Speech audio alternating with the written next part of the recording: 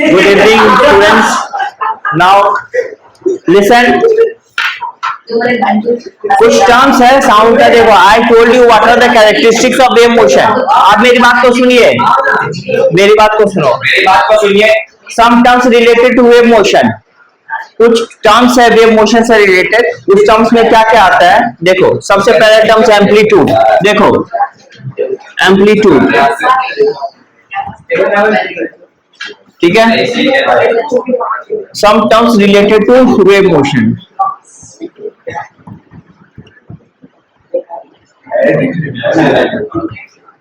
Related to wave motion.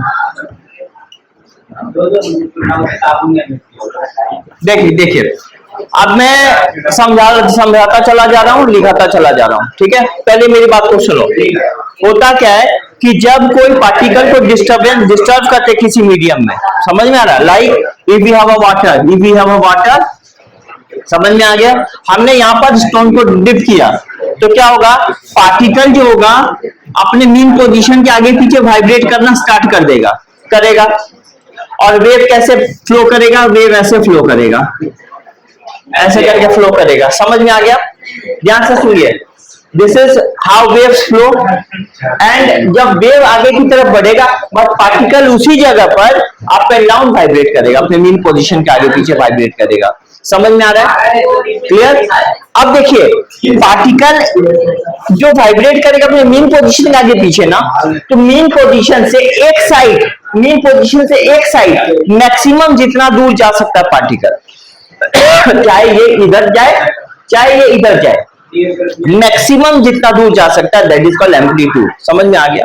यानी कि जब कोई वाइब्रेटिंग बॉडी होता है, वो मीन पोजीशन से एक साइड मैक्सिमम जितना डिस्टेंस कवर कर पाएगा, that is called amplitude. Amplitude समझ में आप लोगों को आया? अगर मान लो ये हमारा वाइब्रेटिंग बॉडी है, इट्स वाइब्रेटिंग लाइक दिस, तो मीन पोजीशन कहीं ना कहीं यहाँ होगा। It's vibrating about the mean position. Mean position से यस नो देखो, मीन पोजीशन से एक साइड जितना मैक्सिमम जाएगा, तो दैट इज कॉल्ड एम्पलीट्यूड, है ना? तो वही यहाँ पर है, यहाँ लिखा, ठीक है। So maximum it is maximum displacement of किसका डिस्प्लेसमेंट भाई? पार्टिकल का। Maximum displacement of particle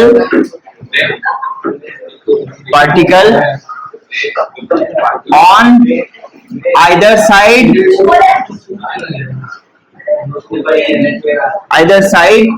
from its mean position। समझ में आ गया? यानी कि मीन पोजीशन से आइदर साइड मतलब क्या हुआ, या तो इधर या तो इधर। किस केस में? पार्टिकल के केस में। वाइब्रेटिंग बॉडी के केस में it is mean position either side, either this either this. जैसे वाइब्रेट करेगा, होता है ना, वाइब्रेट होगा, तो मीन पोजीशन से या तो इस तरफ मैक्सिमम डिस्प्लेसमेंट या तो इस तरफ maximum displacement, that is called amplitude. समझ में आ गया? This is the amplitude. ये हो गया। इसके बाद आते हैं हम लोग टाइम पीरियड। इसके बाद हम लोग आएंगे टाइम पीरियड में। Time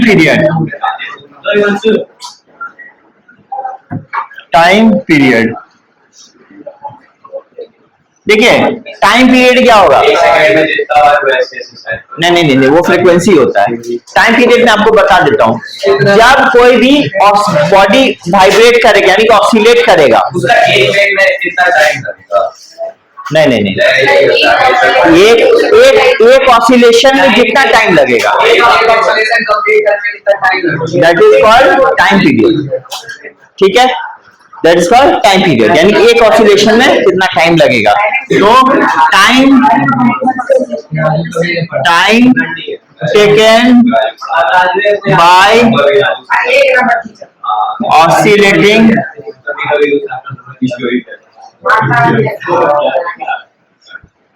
time taken by oscillating body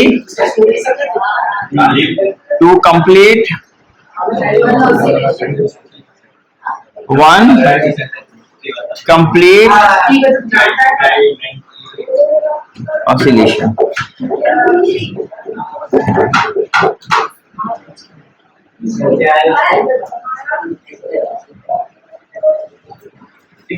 ठीक है, हो गया कंप्लीटेड, समझ में आ गया।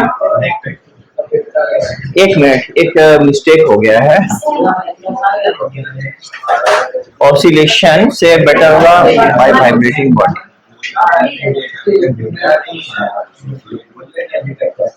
Vibrating body to complete one complete vibrating body to complete one oscillation, to complete one oscillation। इसको नहीं लिखना है, इसको छोड़ दीजिएगा,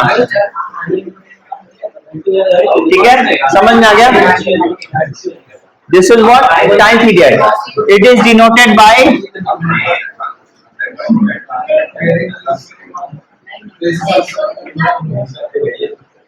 इसको टी से हम लोग दिखाते हैं। इट इज डिनोटेड बाय आर्यन, it is denoted by T. Clear. अब देखिए, टाइम पीरियड का जो यूनिट होता है वो सेकंड होता है, ठीक है। इट्स यूनिट इज सेकंड, ठीक है। यानी कि टाइम पीरियड का जो सबसे छोटा यूनिट होगा दैट इज सेकंड। एक्चुअली ये यूनिट ही होता है टाइम पीरियड का। क्लियर। इसके बाद हम लोग अगला टर्म आएंगे फ्रीक्वेंसी। टाइम पीरियड और फ्रीक्वेंसी में रिलेशन क्लियर करना पड़ेगा, ठीक है। Now next term is called frequency.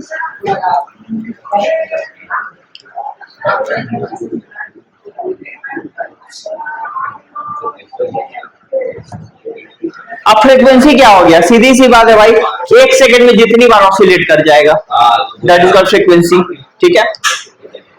तो नंबर ऑफ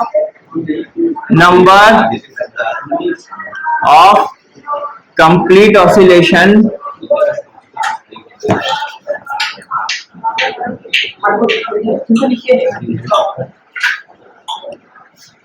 ठीक है, made by vibrating body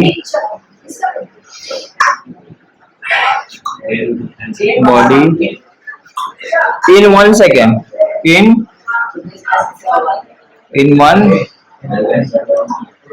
second, यानी एक सेकंड में जितना कंप्लीट ऑसिलेशन होगा, वॉल्यूम एक सेकंड में जितना कंप्लीट ऑसिलेशन होगा, एक सेकंड में 10 बार करे, 20 बार करे, 50 बार करे, ठीक है। समझ में आ गया। Now its unit is hertz, HERTZ, hertz. इसका यूनिट क्या होगा, हर्ट्ज। क्लियर। यानी कि फ्रीक्वेंसी को हम लोग किस में मेजर करते हैं, हर्ट्ज में मेजर करते हैं। क्लियर। कोई कंफ्यूजन नहीं, ठीक है। अच्छा, और एक बात, frequency of a body and time period में क्या रिलेशन होता है बता देते हैं। देखो, relation between frequency and time period, F मतलब फ्रीक्वेंसी को एफ से दिखा रहे हैं और टाइम पीरियड को टी से दिखा रहे हैं। F is equal to 1/t। तो frequency of body is inversely proportional to time period, यानी कि जैसे जैसे फ्रीक्वेंसी बढ़ाओगे टाइम पीरियड डिक्रीज होगा, एंड टाइम पीरियड बढ़ाओगे फ्रीक्वेंसी डिक्रीज होगा। मतलब एकदम इनवर्स रिलेशन है, उल्टा रिलेशन है, नॉट राइटिंग, ठीक है। लिखने दो, ठीक है। इसके बाद हम लोग आ जाएंगे वेवलेंथ। अब वेवलेंथ क्या होता है, देखो, यस कुछ बोलोगे? अच्छा, ठीक है। तो distance travel by wave in one complete period of vibration of particle of medium. एक बार देखो, एक बार ऑसिलेशन में वेव जितना डिस्टेंस ट्रेवल करता है, आप लोग मैं समझा देता हूँ प्रैक्टिकली, मतलब समझा देता हूँ होता क्या है। देखो, ये कोई मीडियम है, हम वाटर लेते हैं, एयर भी ले सकते हैं, पर वाटर में समझना इजी होगा। मान लो ये हो गया हमारा कोई पार्टिकल, हमने इसको डिस्टर्ब कर दिया, ऐसे डिस्टर्ब कर दिया, तो रिपल क्रिएट नहीं होता वाटर में, वो एक तरह का वेव है। तो वेव कैसे फ्लो करेगा?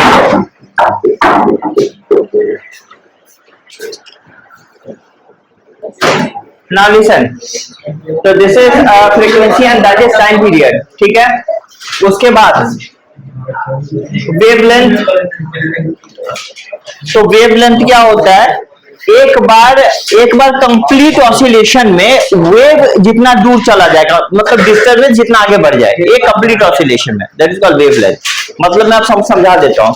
मैंने बोला यहाँ पर सपोज करो कोई एक मीडियम है, यहाँ पर कोई वाइब्रेटिंग बॉडी है, पार्टिकल है, हमने क्या किया यहाँ पर इसको डिस्टर्ब किया, तो जैसे डिस्टर्ब किया it will start oscillating about their mean position, आगे अप एंड डाउन। इंस्टेंटली क्या होगा? वेव आगे बढ़ना स्टार्ट करेगा, ऐसे वो डिस्टर्बेंस आगे की तरफ फ्लो करेगा।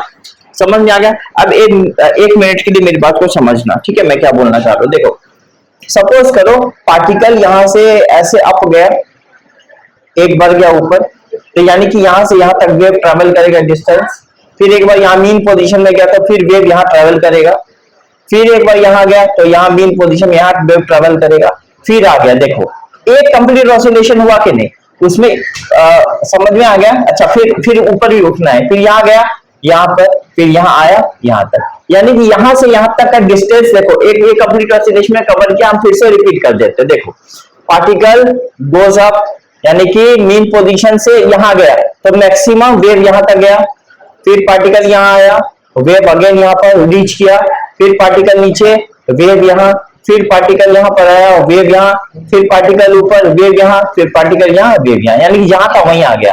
तो एक कंप्लीट ऑसिलेशन हुआ ना, यहाँ से यहाँ पर एक कंप्लीट, तो एक कंप्लीट ऑसिलेशन में वेव कितना ट्रेवल कर गया? इतनी दूर ट्रेवल कर गया ये, ठीक है, दैट इज कॉल्ड वेवलेंथ। यानी एक ऑसिलेशन पार्टिकल किया और वो डिस्टर्बेंस कितना आगे बढ़ा, that is called wavelength. Clear? That is the wavelength. तो वेवलेंथ वही होता है। Now will write what is wavelength, ये सब हो गया ना। नाउ तो wavelength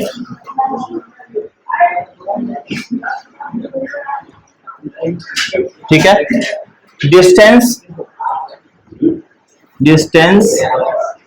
travel by wave in one complete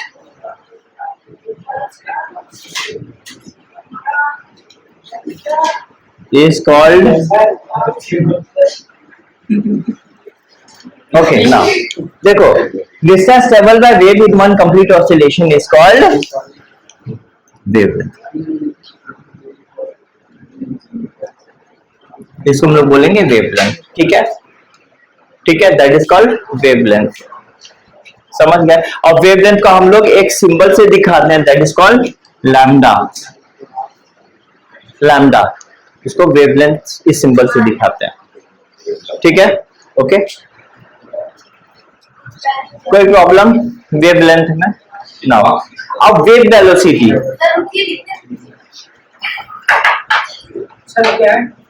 हाँ कौन सा लाइन बताइए? ये लैम्डा, लैम्डा हम लिख लेते हैं। अब इसका ये लिख लेते हैं सिंबल का, LAMP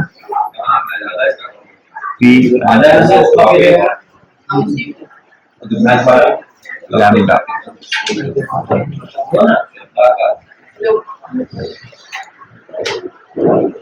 ठीक है। So that is what, that is distance travelled by wave. तो distance travelled by wave in one complete oscillation is called wavelength. इसके बाद हमारा एक टर्म आ जाता है, that is called wave velocity.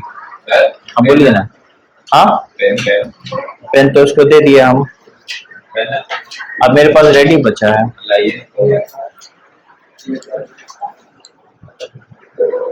So that is what time period. Now हाँ लिखे ना, नीचे का मिटा देते हैं।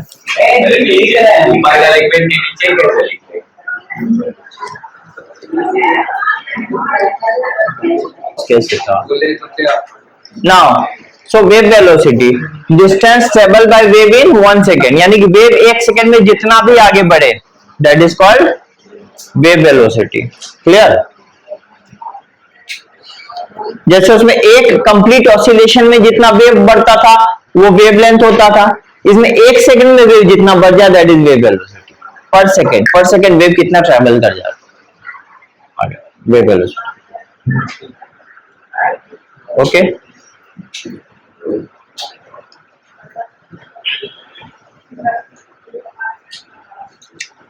तो ये हो गया इधर।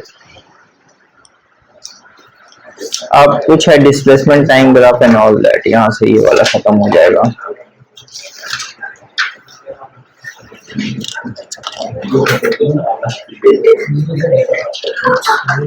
ठीक है, कोई कंफ्यूजन आ रहा है?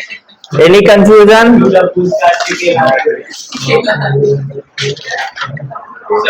Any confusion? No sir.